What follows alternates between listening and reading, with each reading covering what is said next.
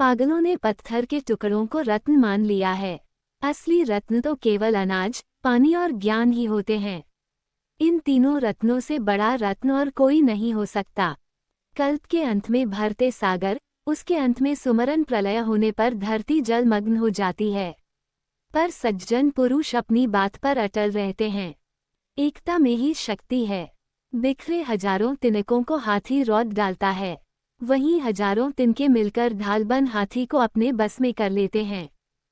जो सदा मीठा बोलता है, उसके लिए कोई पराया नहीं। जिसके पास विद्या जैसा धन हो, वह कहीं भी जाकर रह सकता है। व्यापार करना हो तो कोई देश दूर नहीं। आत्मविश्वास से बढ़कर इस संसार में कोई दूसरी ताकत नहीं। गुणवान का जीवन, धर्मात्मा का जीवन सार्थक है। धर्महीन पुरुष का जीवन बेकार होता है, उसका जीना अथवा मरना बराबर है। अमृत से सबको जीवन मिलता है, परंतु शिवजी महाराज विष पीकर और भी पूजनीय होते हैं, इसलिए हर काम केवल पात्र पर निर्भर होता है। राजा, वैश्या, यमराज, आग, चोर, बालक, याचक, झगड़ा करने वाला, यह आठों ऐसे हैं जिनके लिए दूसरों का दुख सुख का कारण बनता है। बिना गुण के केवल पुस्तकों के सहारे ज्ञान प्राप्त करने वाला प्राणी बिल्कुल उस औरत की भांति है जो बिना पति के संतान पैदा करने की आशा रखती है। पागल, कुंवारी लड़की, कोड़ी, गूढ़, चंडाल और कन्फ्रे साधु, इन सबको ही दूर से ही नमस्कार करो। इनका साथ बहुत बुरा होता है। हर काम सीमा के अंदर रहकर करना चाहिए। सीमा से बाहर किया हुआ हर काम नुकसान देता है। बहुत सुंदर होने के कारण सीताजी का अपहरण हुआ। सीमा से भी अधिक गर्व करने के कारण रावण मारा गया। सीमा से बाहर आकर दान करने से राजा बलि को बंधन में बंधना पड़ा। बुरे के साथ सदा बुरा व्यवहार करना चाहिए। कांटों कांटों से और लोहा सदा लोहे से ही कटता है। ये बात पूर्ण रूप से सत्य है। जो लोग पराई औरत को माँ के समान, दूसरों के धन को मिट्टी के समान और सब प्राणियों को एक समान मानते हैं, वही पंडित होते हैं। ब्राह्मण एक वृक्ष के समान है। उसकी जड़ सध्या और दान शारदा है। पत्ते धर्म कर्म हैं, इसलिए जड़ की रक्षा बड़े ध्यान से करनी चाहिए। ज्ञान जिस प्राणी के पास होगा, वह सदा सुखी रहेगा। दूसरे हाथों में गया धन कभी वापस नहीं आता। लक्ष्मी का निवास कहाँ होता है? जहाँ पर मूर्ख की पूजा नहीं होती।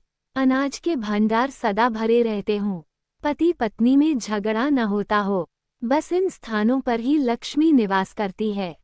प्राचीन काल से आज तक दोस्ती मानव जीवन का विशेष अंग रही है। दोस्ती का अर्थ केवल इतना ही है कि प्राणी किसी न किसी अथवा बड़े के साथ मित्रता कभी नहीं करनी चाहिए। ऐसी मित्रता से कभी सुख नहीं मिलता। व्यक्ति को अपने से बड़े व धनवान के साथ मित्रता कभी नहीं करनी चाहिए। ऐसी मित्रता से कभी सुख नहीं मिलता। चाणक्य के मित्रों के बारे में महत्वपूर्ण ज्ञान। अमीर आदमी के पास दोस्त बहुत होते हैं। ऐसे दोस्त केवल अपने स्वार्थ के लिए ही बनते हैं। वे केवल अपने अमीर दोस्त को पागल बनाने के लिए ही दोस्ती का दावा करते हैं। हर मित्रता के पीछे कोई न कोई स्वार्थ अवश्य होता है। बिना स्वार्थ दोस्ती हो ही नहीं सकती। यह एक कटु सत्य है। चाणक्य के मित्रों के बारे में महत्वपूर्ण ज्ञान। दुख के समय ही सच्चे दोस्त की पहचान हो सकती है। सुख के तो सारे साथी है, परंतु जब इंसान पर बुरा वक्त आता है, उसी समय सच्चे दोस्त की असली पहचान होती है। सांप के दांत में, मक्खी के मुंह में और बिच्छू के डंक में जहर होता है, परंतु दुष्ट उससे तृप्त होता है। भाषण की पवित्रता, मन की, इंद्रियों की और एक दयालु हृदय की आवश्यकता होती है, जो दिव्य मंच पर उठने की इच्छा रखता है। फूलों की सुगंध हवा की दिशा में ही फैलती है, लेकिन एक व्यक्ति की अच्छाई हर दिशा में फैलती है।